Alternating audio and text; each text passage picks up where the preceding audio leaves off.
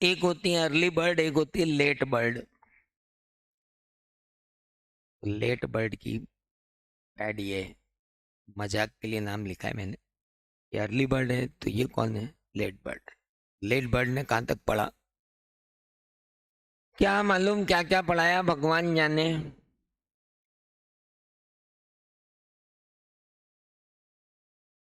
अच्छा चलो अपन देखें तो सही क्या क्या पढ़ा। सर अभी तक जो पढ़ा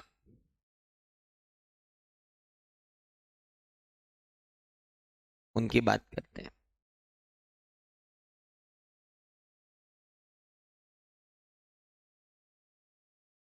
गैप पढ़े? गैप समझ में आ गए थे? IASC समझ में आया? IASB समझ में आया? इंडिया का ASB समझ में आया? ICAI तो आपको अपने फाउंडेशन के टाइम ही समझ में आ गया था। चलो, इसके बाद IAS समझ में आ गए? IAS Indian international. उसके बाद आपको IFRS समझ में आ गए? इसके बाद आपको AS समझ में आए? और उसके बाद आपको इंड एज बताए, है ना? तो अब दो बातें और करनी है। एक कहलाती है, नहीं, एक और बात मैंने की थी।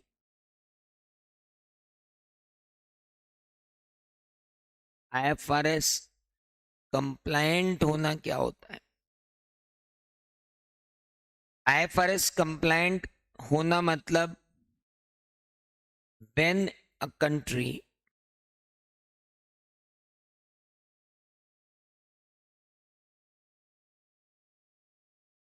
complies with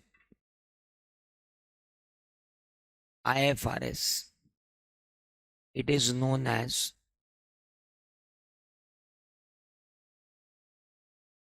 IFRS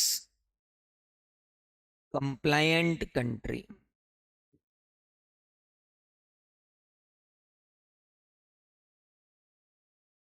IFRS can be complied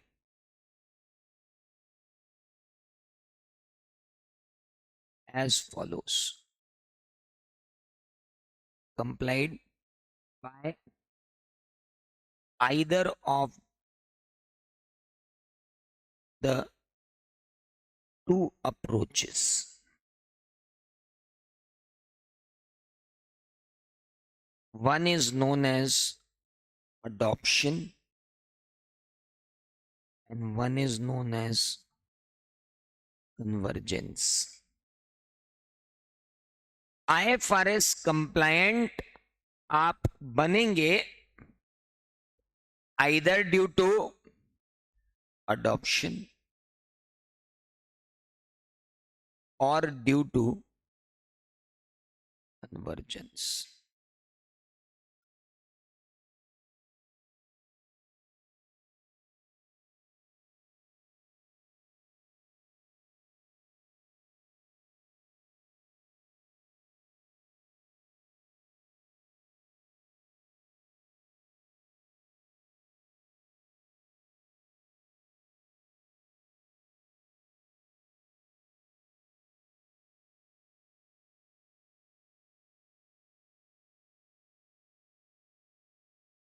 Adoption and convergence. Adoption मतलब जो पाकिस्तान ने किया,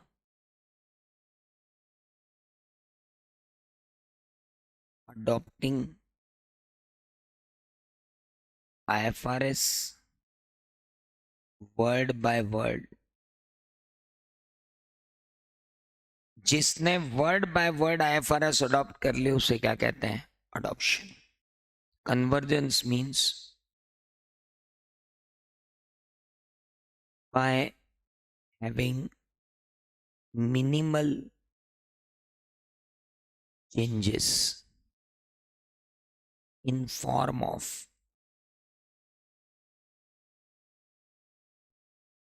carve ins and carve outs.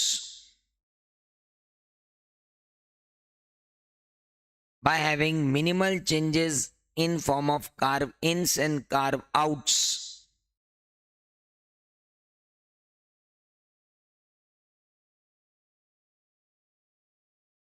set of standards issued which are resembling, which are in compliance with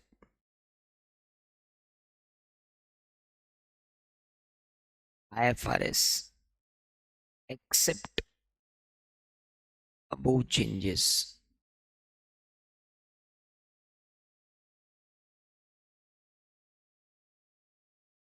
Such process is known as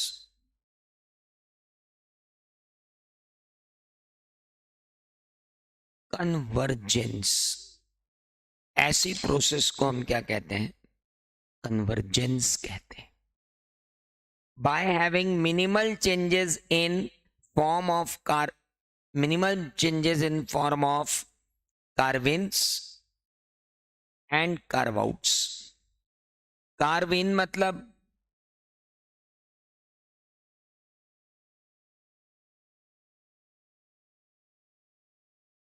adding something in IFRS which is absent,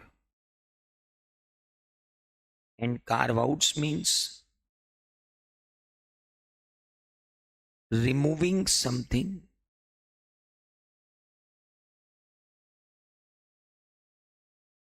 or giving new name nomenclature or changing nomenclature.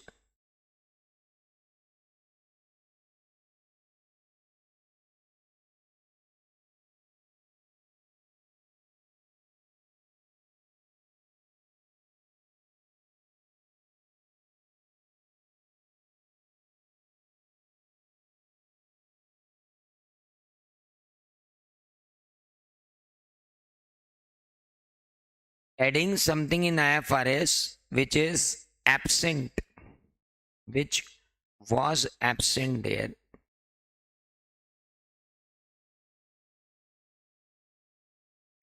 and removing something or changing nomenclature about some matters.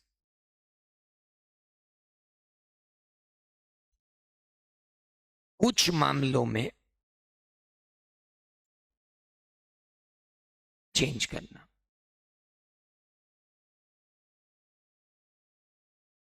तो हमारे India में क्या हुआ है? Convergence हुआ है कि adoption? Convergence करके नई सीरीज कौन सी बनी? उसे हमने क्या बोला? End S. Got it? तो अब हमको एक ओवरव्यू आया है गैप्स का. किसका? Generally accepted accounting principle in the world and in country. In country we have two, AS and Ind AS, and internationally we have two, IFRS and IAS. अरे यार ऐसे क्या कर रहे हो? रोज नए लोग आ रहे हो क्या? ओ भाई यही पढ़ा था कल. क्या पढ़ा था? IFRS and IAS. एंड इधर क्या पढ़ा था? AS and Ind AS.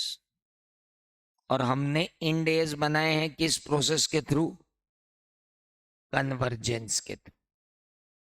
हम तो एएस भी कन्वर्जेंस के थ्रू लाए थे, पर बहुत ज्यादा ही कन्वर्जेंस हो गया था, इसलिए हमको क्या लगाना पड़ा, इंडेस। अच्छा, अब बताते हैं, क्या एएस ऑब्सोलीट हो गए? नहीं, एएस छोटी एंटिटीज पर लगते हैं, इंडेस बड़ी एंटिटीज पर लगते हैं।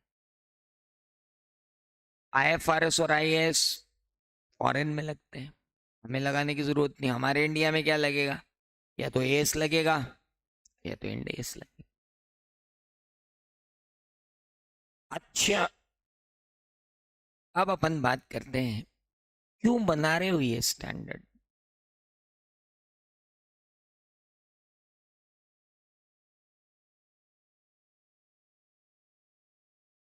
अकाउंटिंग स्टैंडर्ड क्यों बना रहे हो?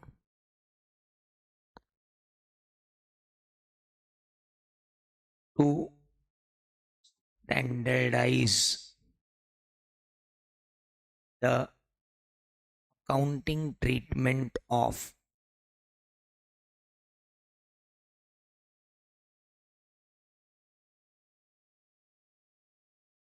an event or transaction. To standardize the accounting treatment of event or transaction,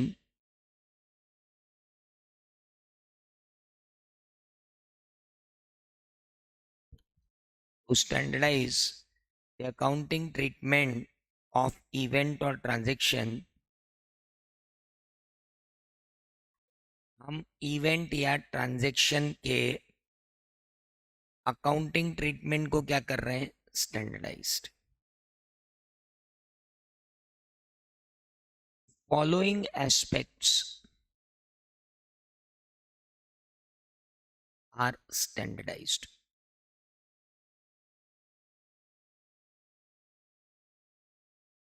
पहला, recognition of an event or transaction।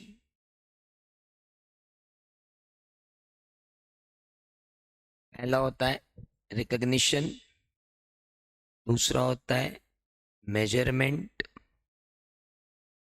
Of amount, तीसरा होता है recognition, measurement, then presentation and disclosure.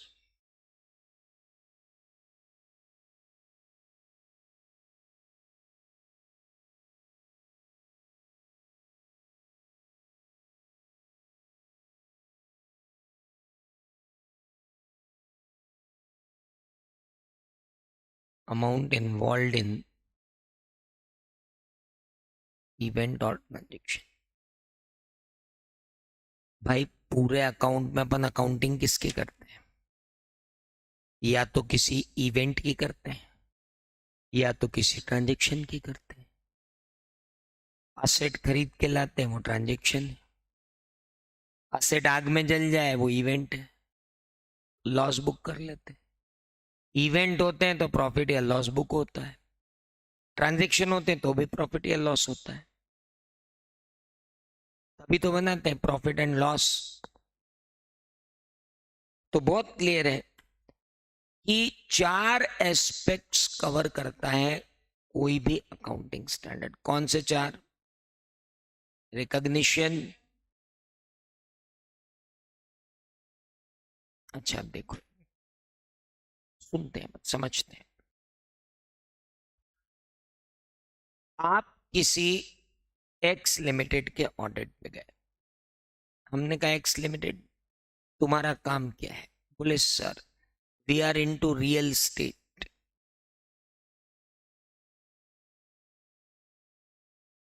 ये कौन सी स्पेलिंग है?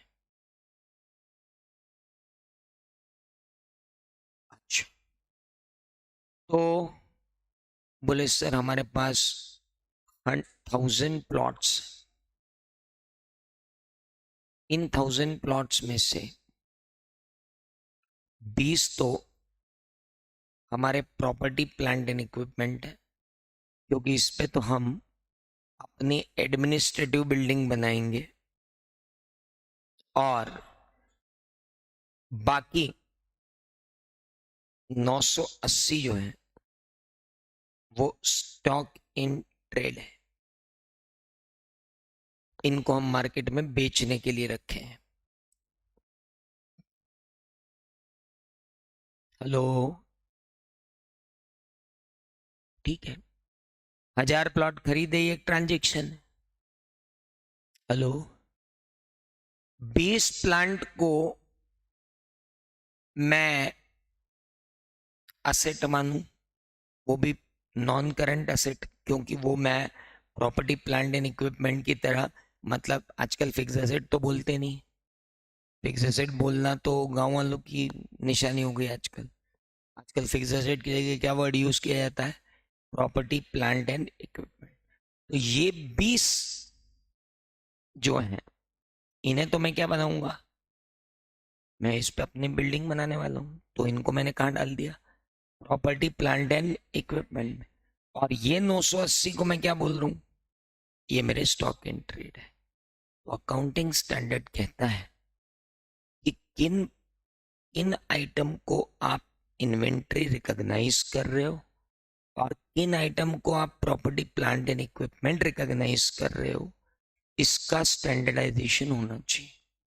अब अगर ये कह रहा है आप तो 1000 प्लॉट को स्टॉक इन ट्रेड बना दो, तो हम बोलेंगे भैया गलत है। असेट को असेट रिकॉग्नाइज करो, करंट असेट को करंट असेट रिकॉग्नाइज करो। पहले रिकॉग्नाइज तो करो कि असेट है भी कि नहीं है। हेलो भाई, ये स्टॉक इन ट्रेड है कि प्रॉपर्टी प्लांट एंड इक्विपमेंट है, पहले रिकॉग्नाइज करो। तो रिकॉग्नाइज कर लिया कि 20 तो किस लिए है? प्रॉपर्टी प्लांट एंड इक्विपमेंट है, और बाकी 980 क्या है? Stock in trade. क्यों? क्योंकि तुम्हें मालूम है कि जिनको तुम फिक्स एसेट की तरह यूज करने वाले हो वो तुम्हारा स्टॉक इन ट्रेड नहीं। This is called recognition. और एग्जांपल लेते हैं, एक्स लिमिटेड ने 10 करोड़ रुपए की सेल 31 मार्च को कर दी और पूरे 10 करोड़ रुपए का पैसा आ गया, लेकिन माल अब तक अपने ही गोडाउन में पड़ा है, ट्रक से गया नहीं है, जबकि हमारा कॉन्ट्रैक्ट CIF है उनके घर तक माल पहुंचाने का। तुम लोग ऐसे क्यों देखते हो कि तुम किसी दूसरे ग्रह से आए होगी या मैं किसी दूसरे ग्रह से आया हूं? मैंने क्या उटपटांग बात कर दी आपसे ऐसी? सिर्फ यही बोला कि भैया 10 करोड़ की सेल कर दी है, नगद में 10 करोड़ गिन के आप ही गए हैं।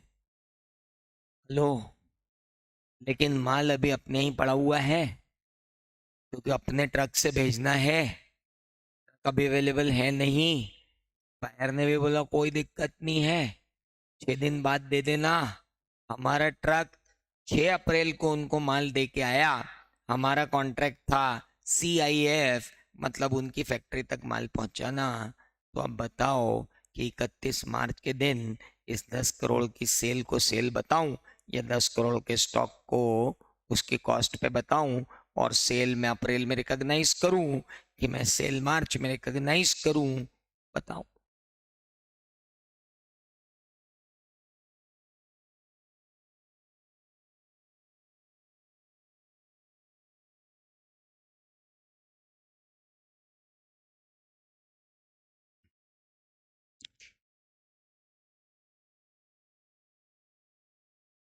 नालायकों, अकाउंटिंग स्टैंडर्ड तो छोड़ो, सेल ऑफ गुड्स एक्ट कहता था कि प्रॉपर्टी इन गुड्स तब ट्रांसफर होगी जब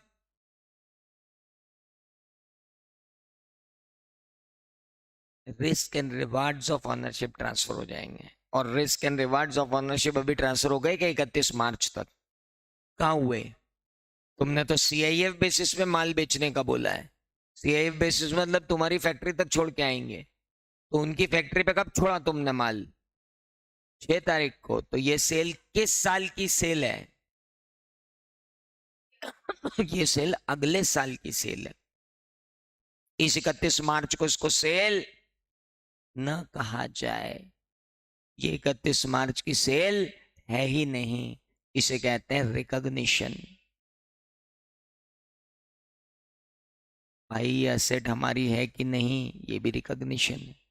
ये लाइबिलिटी हमारी है कि नहीं, ये भी रिकॉग्निशन है। ये सेल हमारी है कि नहीं, ये भी रिकॉग्निशन है।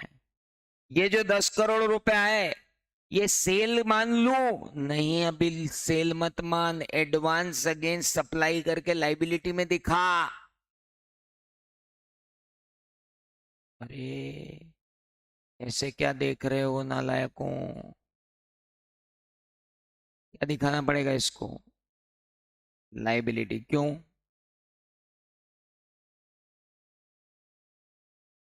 बहुत सिंपल, क्योंकि ये 10 करोड़ अभी मेरी इनकम थोड़ी हो गए, ये 10 करोड़ तो मेरी क्या है, लाइबिलिटी। किसने कहा? अकाउंटिंग स्टैंडर्ड 9 कहता है कि जब तक प्रॉपर्टी इन गुड्स ट्रांसफर नहीं हो जाती तब तक सेल मत मानो। जब तक सेल नहीं मानोगे तब तक वो 10 करोड़ रुपए तुम्हारी क्या है, लाइबिलिटी है। इस महान प्रक्रिया को जिसमें हम ये निर्धारित कर रहे हैं कि ये एसेट है कि नहीं है, कि ये सेल है कि नहीं है, ये लाइबिलिटी है कि नहीं है, इस महान प्रक्रिया को कहा जाता है रिकॉग्निशन।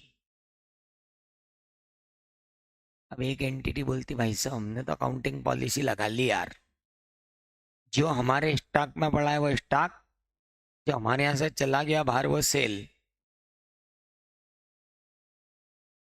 और सेल ऑन अप्रूवल हुआ तो तेरे यहाँ से बाहर चला गया वो सेल, तूने सेल ऑन अप्रूवल भेजा तो बाहर चला गया, तो मान ले सेल।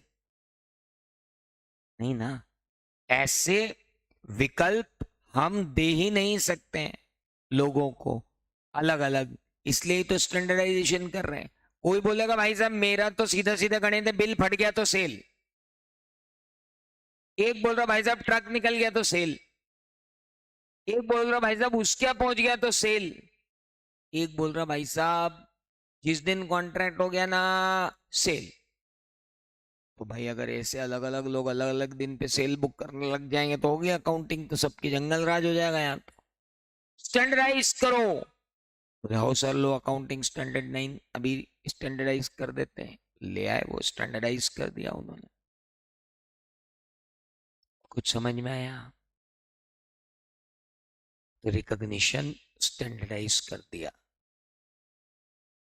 मेजरमेंट। एक बोल रहा है देखो सर मैं इन्वेंट्री को मेजर करूंगा कॉस्ट पे सिर्फ। एक बोल रहा है कॉस्ट निकालने में मैं लगाऊंगा फर्स्ट इन फर्स्ट आउट। एक बोल रहा है मैं लगाऊंगा लास्ट इन फर्स्ट आउट। एक बोल रहा है मैं लगाऊंगा वेटेड एवरेज। एक बोल रहा है मैं लगाऊंगा नेक्स्ट इन फर्स्ट आउट। एक बोल रहा है मैं लगाऊंगा हाईएस्ट इन फर्स्ट आउट। एक बोल रहा है मैं तो सिंपल एवरेज लगाऊंगा। एक बोल रहा है मैं तो कॉस्ट की ऐसी की तैसी कॉस्ट पे इसीलिए नहीं जा रहा कि यार बहुत नाटक है इनके, मैं तो हमेशा एनआरवी पे ही बुक करूंगा स्टॉक की वैल्यू को। एक बोल रहा है मैं देखूंगा कि मेरे को कितना प्रॉफिट चाहिए उसके बाद डिसाइड करूंगा कि कॉस्ट पे लिखूं कि एनआरवी पे लिखूं। भाई साहब अगर इतना छुट्टा छोड़ दिया लोगों को कि तुम्हारी जो मर्जी पड़े जिस पे वैल्यू कर लो, तो एक भी फाइनेंशियल स्टेटमेंट रिलायबल नहीं रह जाएगा। इसलिए हमने कहा accounting standard 2, valuation of inventory. Inventory shall be valued at cost and net realizable value whichever is, and cost can be determined only by two formula, either by FIFO or by weighted average। खत्म।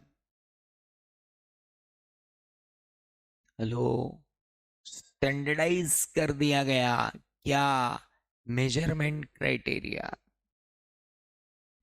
पहले तो standardise कर दिया कि कब asset मानू, कब liability मानू, कब इनकम मानू, कब एक्सपेंस मानू, कब लॉस मानू, कब प्रॉफिट मानू। रिकॉग्निशन। पेजीएम गया रिकॉग्निशन। अरे रिकॉग्निशन भेजे में गया।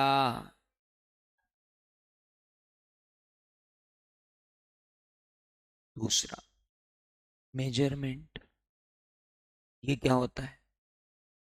सीआईएफ क्या होता है? कॉस्ट इंश्योरेंस फ्रेट सब मेरा, बावले पढ़ा था उधर फाउंडेशन में, सेल ऑफ गुड्स एक्ट में। सीआईएफ और एफओबी, एफओबी होता है फ्री ऑन बोर्ड, सीआईएफ होता है कॉस्ट इंश्योरेंस रेट। एफओबी मतलब ट्रक पे चढ़ा दिया उसके बाद मेरी कोई जिम्मेदारी नहीं। सीआईएफ मतलब तेरे घर तक की जिम्मेदारी मेरी।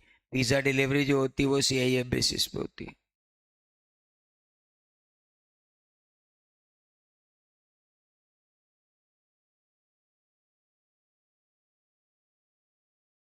चलें आगे।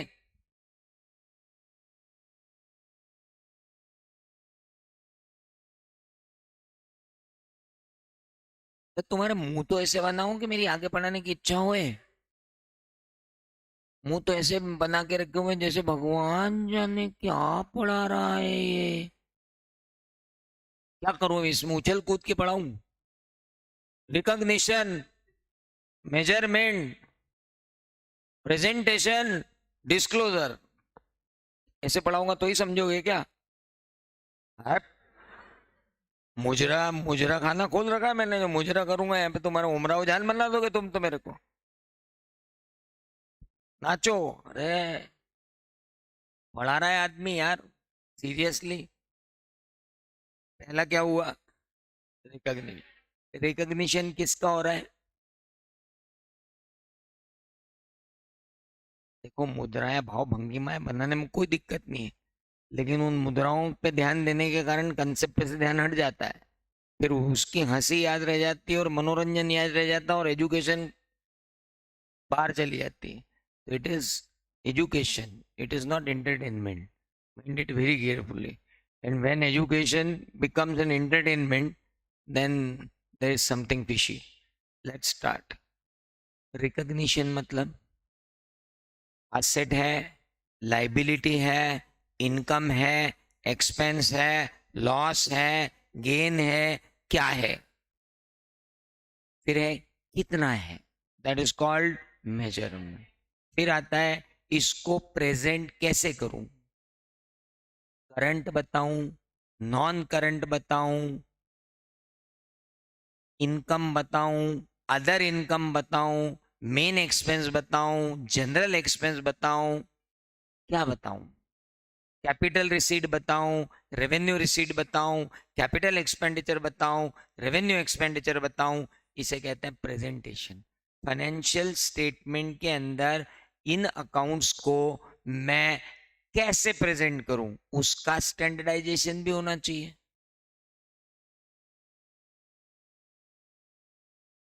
होना चाहिए ना।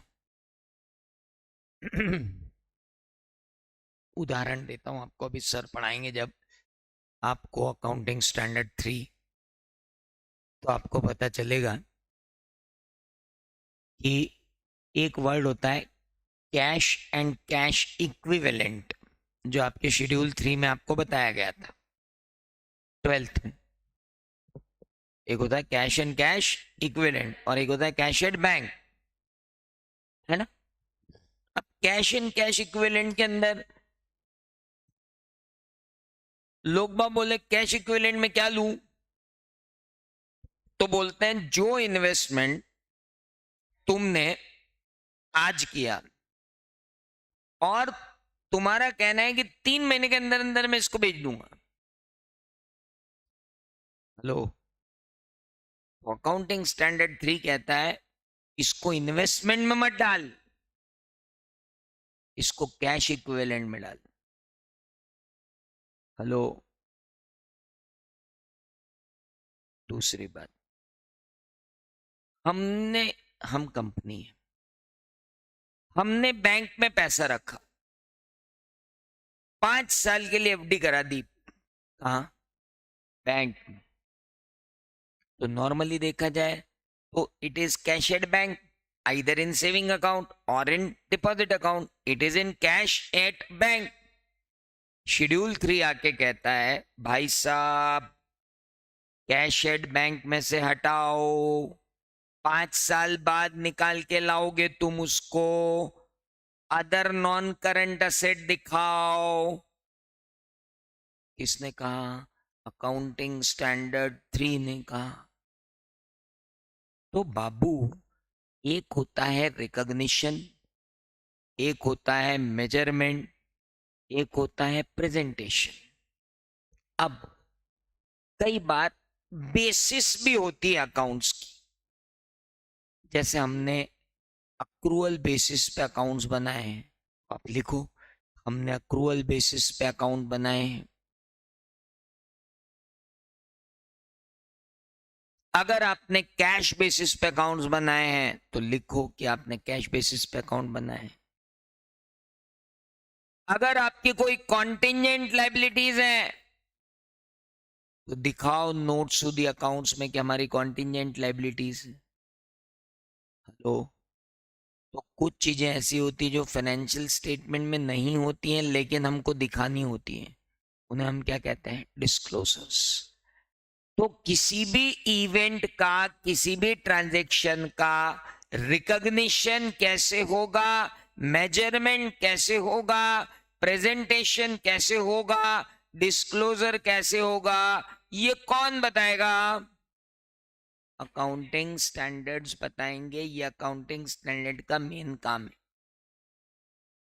अरे पर आपने ये तो बताया ही नहीं कि अकाउंटिंग स्टैंडर्ड क्या होते हैं, वो भी पढ़ लेते हैं। Accounting standards are written policy documents issued by government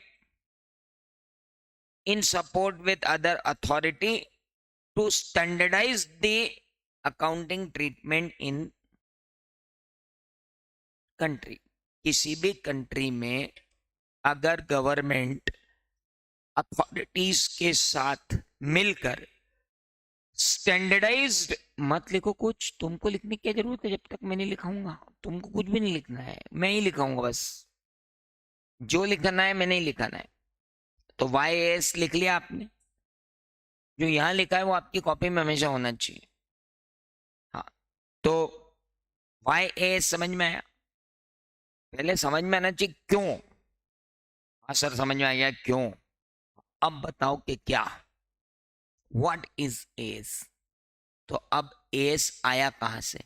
ये तुम साला स्टैंडर्डाइजेशन करने की बात कर रहे हो, ये करोगे कैसे? आपका मॉड्यूल चीख चीख के कह रहा है कि भाई साहब अकाउंटिंग स्टैंडर्ड क्या है।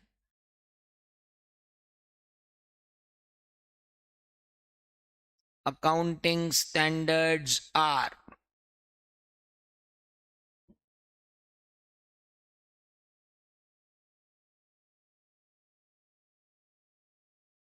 रिटर्न पॉलिसी, किसने इशू किए, किसके साथ? हेलो, क्यों?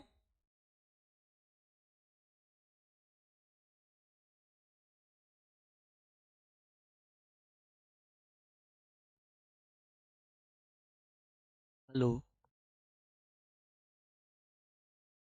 ये कौन है?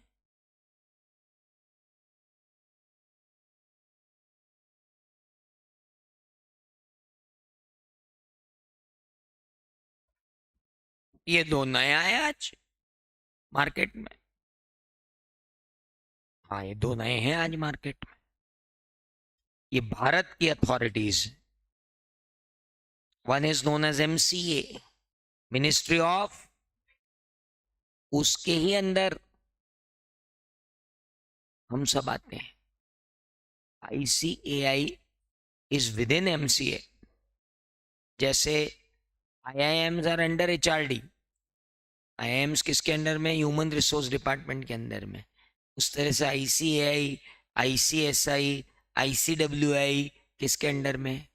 एमसीए के।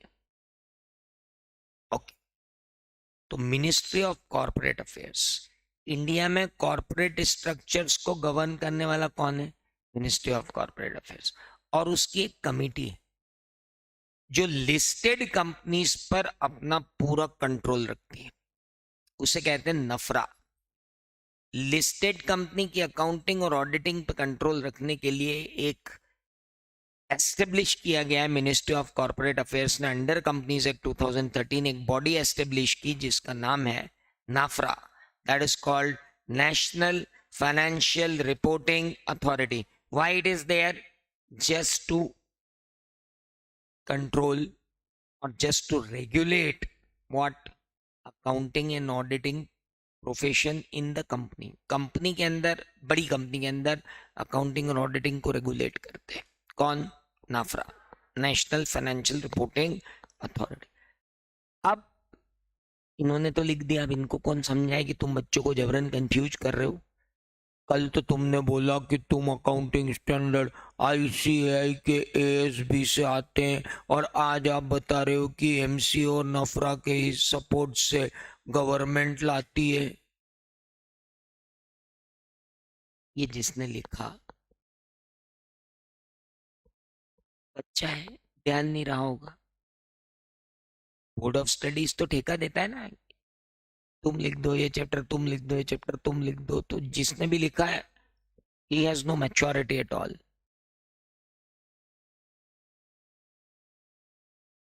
एमसीए और नफरा में एमसीए ने अथॉरिटी दे रखी किसको? आईसीएआई को, कि तुम बनाओ. तो आईसीआई बना रहा है, एएस भी बना रहा है, इंड एएस भी बना रहा है. Is that clear? बना बना के किसको देता है? नफरा को. नफरा उसको पूरा पढ़ता है, फिर नफरा नोटिफाई करता है. जिस दिन नफरा नोटिफाई करेगा उस दिन से एएस और इंड एएस कहां लगना चालू हो जाएंगे? इंडिया में नहीं, कंपनी के ऊपर. इंडिया में तो उसी दिन लगना चालू हो जाएंगे जिस दिन आईसीआई ने इश्यू किए. कंपनी मात्र के लिए वो अकाउंटिंग स्टैंडर्ड कंपनी पे तब लगेंगे जब कौन नोटिफाई करेगा? नाफरा. एक नफरा इज नोटिफाइंग अथॉरिटी, जो कंपनी को कहती है हाँ भाई ये नया एएस आ गया है लगाओ. मान लो नफरा ने नहीं बोला कि एएस लगाना है, तब तक वो एएस बाकी सब पे लगेगा, कंपनी पे नहीं लगेगा. कंपनी पे तब लगेगा जब हरी झंडी कौन देगा? तो नफरा एक फिल्टर है.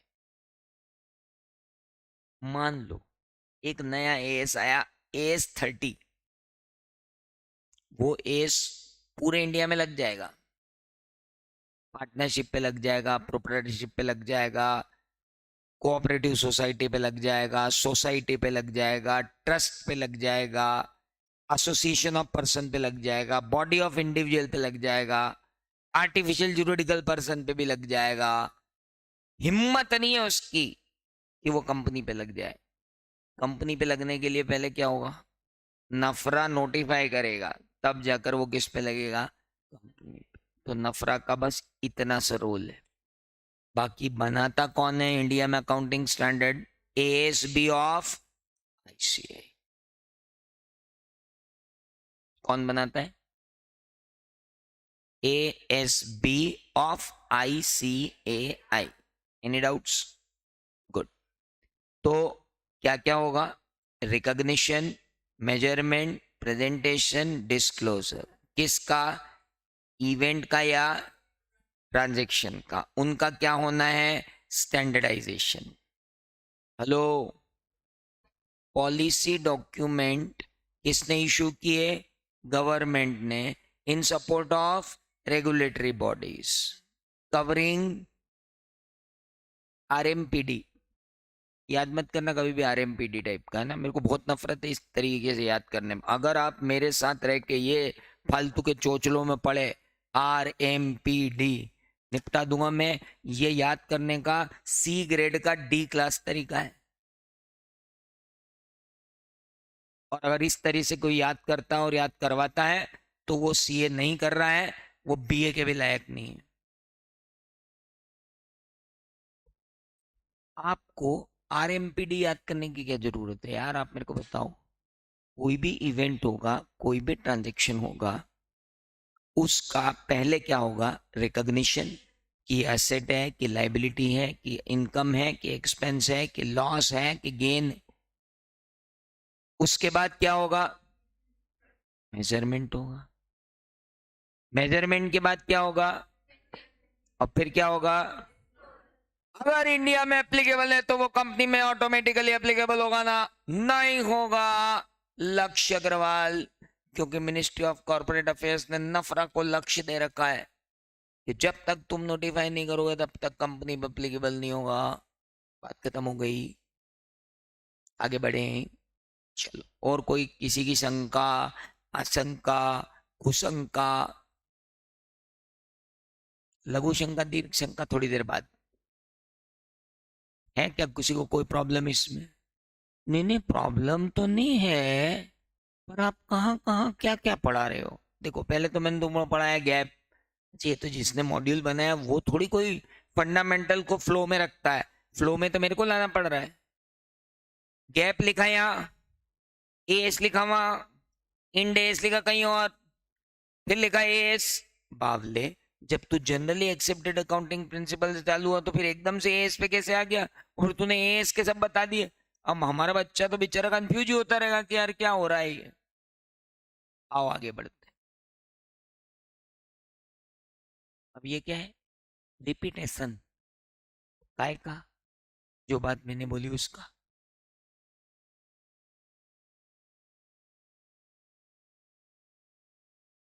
अच्छा, एक बात बताओ, फाइनेंशियल स्टेटमेंट की 4 क्वालिटी आपको बताई गई थी वहां 11th। कोई याद नहीं, फालतू बात मत करो। अरे क्या 11th का याद रखेंगे क्या यार? 11th में कौन कौन छोरियां थी हमारे साथ, उनके भी चेहरे भूल गए हम तो। अब तुम ये बात कर रहे हो याद करने की, फालतू बात करते हो। बताओ बताओ यार, क्या 4 चीजें होती वैसे एक फाइनेंशियल स्टेटमेंट के अंदर? क्वालिटीज ऑफ फाइनेंशियल स्टेटमेंट करके कुछ पढ़ा होगा आपने अपने जीवन में, कि फाइनेंशियल इंफॉर्मेशन रिलायबल होनी चाहिए, है, अंडरस्टैंडेबल होनी चाहिए, कंपैरेबल होनी चाहिए। क्या क्या था वो? Comparable, understandable, reliable, relevant. चलो हो गए 4। चंदे चंदे चंदे में आंसर पूरा हो गया। एक ने चंदा दिया रेलेवेंट का, एक ने दिया रिलायबल का, एक ने दिया कंपेरेबल का, एक ने दिया अंडरस्टैंडेबल का। हाँ तो बस भैया वही 4 चीज बनाने के लिए अकाउंटिंग स्टैंडर्ड आए। कभी कोई आपसे पूछ ले अकाउंटिंग स्टैंडर्ड का फायदा क्या, चेप देना वो लाइन जो अपन ने 11th-12th में याद की हुई थी। कभी अगर आ जाए याद तो अब तो आ ही जाएगी। Accounting standard makes financial statement more, चारों चीजें। कौन सी 4 चीज? Reliable, understandable, comparable and relevant. ऐसा? बस बढ़िया, कर देना। नहीं सर मैं याद करूंगा। रिलायबल का आर, कंपेरेबल का सी, फिर एक और क्या बोला था आपने? अंडरस्टैंडेबल, और एक और आर सी यू आर। बावले आदमी, एक बात बताओ मेरे को, मतलब बहुत सिंपल बात बोल रहा हूं मैं आपको। साइकोलॉजिकली ये जो एब्रिवेशंस है ये तब काम आते हैं when you have no pressure on your head. अभी किसी दिन आप अपनी गाड़ी से जा रहे हो और एकदम एक मोबाइल आ गया और आपने वो मोबाइल उठा लिया गाड़ी, चलती गाड़ी में, और आप किसी में ठुक गए और उसने देख लिया कि आप मोबाइल देख रहे थे। वो तो आ गया आपके माथे, उधर से ट्रैफिक पुलिस वाला भी आ गया, भीड़ भी जमा हो गई, और वो सब लोग आपके ऊपर चढ़ दौड़े और आपसे बोला फोन नंबर बताओ तुम्हारा। खुद का फोन नंबर याद नहीं आएगा, बाप का नाम बताओ, बड़ी मुश्किल से बताना पड़ेगा कि पिताजी का नाम ये है। स्टेट ऑफ माइंड कूल नहीं होती है ना जब, तब ये सब काम नहीं करते हैं और उल्टे पड़ जाते हैं ये। मैं भूख तो भोगी हूँ इसलिए बता रहा हूँ आपको। मेरी पहली एग्जाम थी, मेरी फर्स्ट एग्जाम, उसमें नाटा सर ने बैंकिंग पढ़ा के भेजा था बैंक की होती है बैलेंस शीट, लंबी चौड़ी, और उस बैलेंस शीट में उसी ऑर्डर में लिखना होता है जिस ऑर्डर में बैंक की बैलेंस शीट होती है। भाई मैंने पूरे एब्रिविएशन याद कर लिए, याद ही नहीं कर लिए, स्केल पे लिख लिए कि इनको जाके वहां उतार दूंगा और फिर देखता हूं साला सवाल आए। भाई साहब एग्जाम हॉल में जाके बैठा, मजा आ गया। पहला ही क्वेश्चन 20 नंबर का बैंकिंग का, मैंने कहा बाबा फोड़ डाला, अब तो कुछ बचा ही नहीं है। स्केल उठा के देखी, मई के महीने में हाथ में स्केल पकड़ के ले गया था, जहां से स्केल पकड़ी थी वहां के अक्षर गायब थे। मैंने अपने हाथ पे देखे तो उल्टे उल्टे लिखे थे। जैसे तैसे करके मैंने क्वेश्चन चालू किया और लिखना चालू किया, BCBRTW T, अगला पेज, UBRTP, अगला पेज। ऐसे करके मैंने शुरू के 5 पेज में सारे एब्रिविएशन याद कर लिए। मैंने कहा अब मैं इनको खोलूंगा। भाई साहब खुले ही नहीं, कुछ खुले कुछ अनखुले रह गए।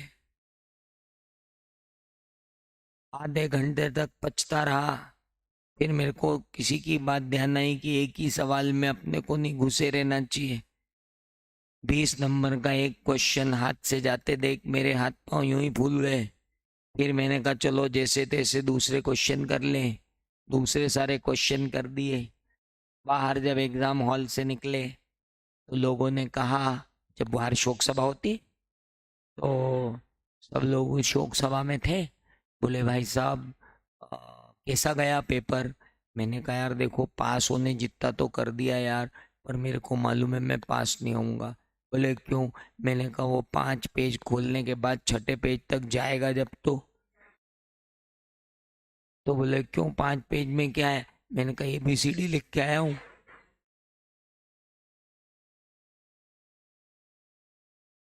34 नंबर आए थे उस पेपर में, मेरे को 34 आउट ऑफ 100। नाटा सर के पास आया, मैंने कहा सर 34 आए। नहीं नहीं ठीक है, तुम साइंस वाले थे पहले अटेम्प्ट में, 34 इज गुड। इसको देखो ये कॉमर्स वाला 12 ही नंबर लेके आया नालायक। तो मुझे लगा यार अपन कुछ कर सकते हैं, साइंस वाले होते हुए अपन 34 ले आए। तब फिर समझ में आया कि ये तरीका जो है ये महंग घटिया है, इसमें कभी मत जाना। सुपर धोखेबाज तरीका है। कभी कभार एक आध दो चीज याद कर ली तो कर ली बाकी इस पे कोई जोर देने की जरूरत नहीं। अच्छा आप ही बताओ, अपन ने आज 4 चीजें पढ़ी। पहले किसी पहला कोई ट्रांजेक्शन होता है तो उसका क्या होता है, रिकॉग्निशन। फिर कितने पे लिखूं, कहाँ लिखूं, और फिर डिस्क्लोजर। यही 4 चीजें होती। ऐसे ही आपके फाइनेंशियल स्टेटमेंट होते हैं, they will become more understandable to the reader. Hello. They will become more comparable to the reader. They will become more relevant to the reader. They will become more understandable to your reader. If financial statement is relevant, if financial statement is reliable, if financial statement is comparable, then it is but obvious that they will become more understandable. If you go like this, that will be arranged in mind very softly. ये बहुत अच्छे से बहुत smoothly आपके दिमाग में बैठ जाएगा कि अगर इंफॉर्मेशन रिलायबल हो, सबसे पहले तो रिलायबल हो, दूसरी रेलेवेंट हो, तीसरी कंपेरेबल हो, और चौथी अंडरस्टैंडेबल हो, बात ही खत्म हो जाती। अच्छा इसका कोई रूल नहीं है, 5 भी हो सकती है। कोई रेलेवेंट, कोई जो है वो हटा देगा आपका एक वर्ड हटा देगा, सपोज रेलेवेंट, वहां लिख देगा ट्रांसपेरेंसी होना चाहिए, तो ठीक है फिर ट्रांसपेरेंट भी वर्ड आ जाएगा। तो ये कोई स्टैंडर्ड तो है नहीं, बट नॉर्मली हम 4 चीजें देखते हैं। बट ये तो कोई काम का नहीं, ये पेज खत्म हो गया। एक बार फिर उन्होंने कहा नहीं कभी याद हो तुमको तो।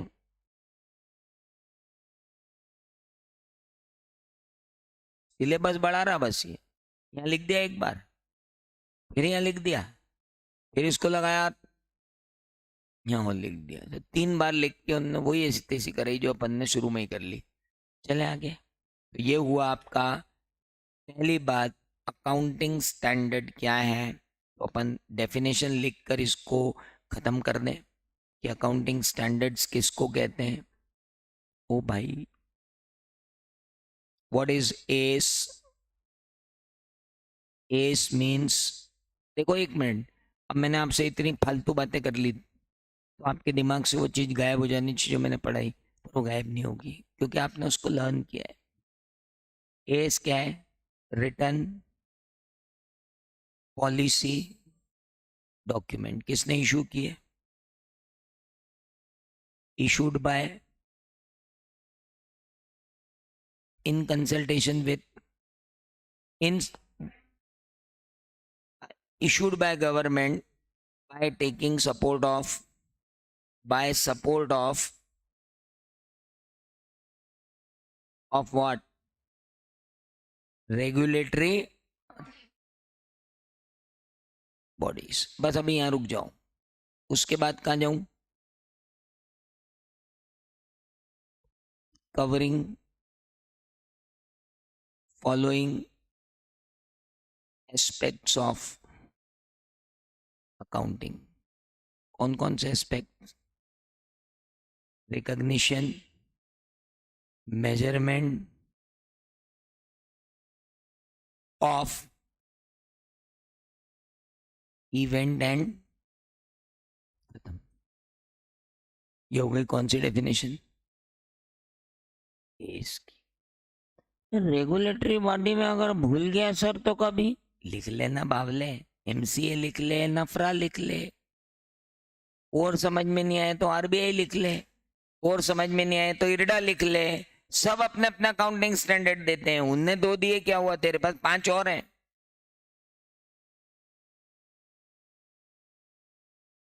आरएमपीडी,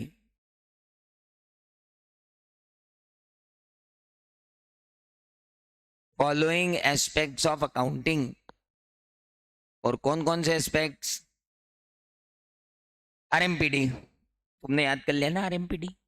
recognition, measurement, presentation, disclosure of ENT, ear and throat, नहीं, इवेंट एंड ट्रांजैक्शन।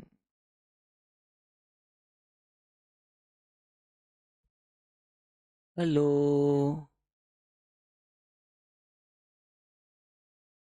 आगे बढ़े, चलो बाकी की बातें करेंगे। 2 मिनट आपके लंच में से ज्यादा खा लेने के लिए